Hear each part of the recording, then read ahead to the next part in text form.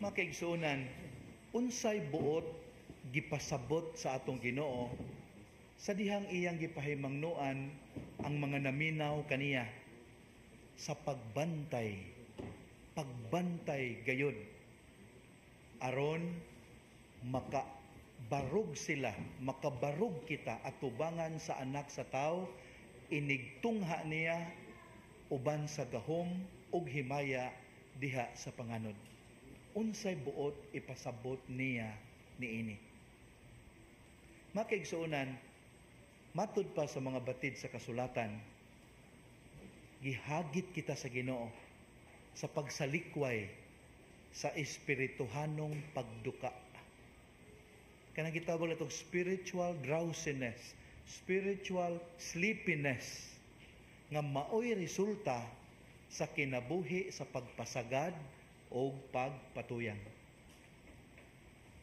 Kana ganing kinabuhi nga naanad lang sa pagpakasala, kana ganing kinabuhi nga wala na muhatag bili sa mga butang espirituhanon, kanang matanga sa kinabuhi makaigsuunan perfect yun na para sa pagduka spiritually. Natanawa, obserbahin ninyo, kana ganing magampo ta niya, di ta ganahan magduka ta, magmisa, magduka. Mga butang Diyos nun, magduka ta, laayon ta, boring. Pero mga butang kalibutanon, excited. Oh, sigag ang makalimutaw. Excited. Mo look forward yun. Basta mga butang kalibutanon. Kung inana gani ang atong disposition karon, posible kayo nga dili ta andam kay naatay spiritual drowsiness or sleepiness. Hinumdum lang kong sugilanon sa usa ka office girl nga wa pa katugpa in town makiigsunan kay series of Christmas parties. Wa pa katugpa. Pero kinahanglang moadto siya sa mall kay naay pamaliton. Kay nagkaduol na ang Pasko.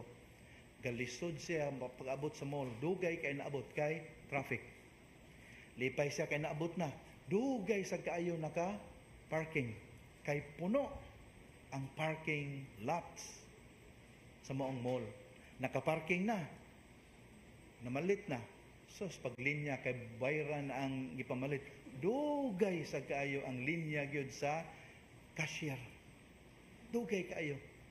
Pagkahuman po niya, kay mobalik na siya ngadto sa iyang giparkingan, sakay, madali man sakay sa elevator makaigsuunan. Kada abli, puros puno. Frustrated na jud kaayo siya. May na lang kay sa sunod nga pag-abli sa elevator, puno tinod yapon, pero ang mga tao nakabantay nga haggard na kaayo ning maong office girl, ni irog-irog, ni sibug-sibug silang tanan. Leaving another room for another passenger. So pila istorya, nakasaka siya dito sa maong elevator. O dito niya ng tungura makigsuna, wa na gyud kaantos ang maong office girl, nagpadayag na gyud siyang gibati. Siya inahak. Kinsa magwagi imbinto aning Pasko ning panuwayan kamay yung isulod og sako, bitayon og pasuhan. Ang mga taho nga naminaw dito makigsuunan, second demotion po. Sakto jud ka ma'am, maog yun.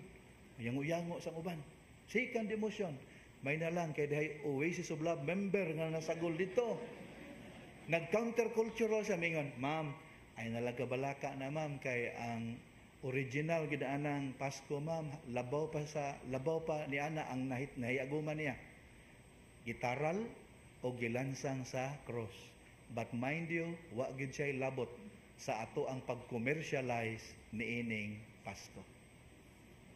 Makigsuunan, ang tao nga naay spiritual drowsiness, busy pero way asinso. Nagkapuliki pero murag way na human. Ingon ni ana ang dangata nato munang kaning pag-ingon sa Ginoo pagbantay gayud kamo. It was the Lord's way of telling us, reject spiritual drowsiness. Kinahanglang abtik mo kanunay, mabinantayon mo sa mga butang nga Diyos nun. Kay kanigong pagpatuyang makaigsuunan sa mga kalibutanon o mga kahilayan, mauni makapabanhod nato sa presensya sa Diyos sa atong kinabuhi. Magnam nato. Nya maupod na makapababag nato sa pag-alinggat sa katumanan sa iyang mga saad sa atong taliwala nga mo'y gisgutan sa unang pagbasa. Kung ang salmo mo'y atong konsultahon makigsuunan, para sa salmo, ang pagbantay mao ang pagsubay sa dalan sa katarong ug kamatuoran uban sa tumang pagpaubos aron gamhan kita sa Dios nung kinaadman, kamatinud-anon o gugma. Kung maabot gani sa puntos tong kinabuhi nga kana ganing malipay ta nga mutuman sa kasuguan sa Dios, kanang dili na gani burden ang pagsimba, pagdebosyon, pag-active sa parokya. Kung maabot na ng puntuhas tong kinabuhi, in our hearts we praise the Lord. Lord, salamat. Nag-anam na jud kog kaandam. Kay your ways are no longer a burden to me, but a source of joy. Pero kung kapoy pa, kung boring lang gihapon, there's something wrong with us. Kung atong konsultaon na ang ikaduhang pagbasa makigsuunan, ang pagbantay mao kini. To spend our lives here on earth pleasing God. And how do we do that? Pinaagi sa pagtuman sa kasuguan sa paghigugma. Loving God above all else and loving our neighbors as ourselves. Maunay pagbantay. Kung maunay atong gibuhat karon, loving God above all else and our neighbors as ourselves, then we are on the sure road to preparation. Pero kung ato nagipasagdan, again, angay tang magpanik kay dili pa kita andam.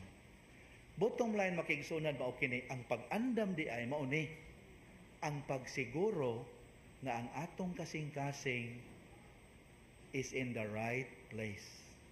Ang pagpangandam di ay mao kini, our hearts are in God, resting in God.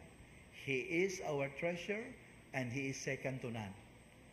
Once we do that, we cannot help it but live a life of vigilance and sobriety. Palihog makigsunan atong pamalandungan. Romans chapter 13 verses 11 to 14. Romans 13, 11 to 14.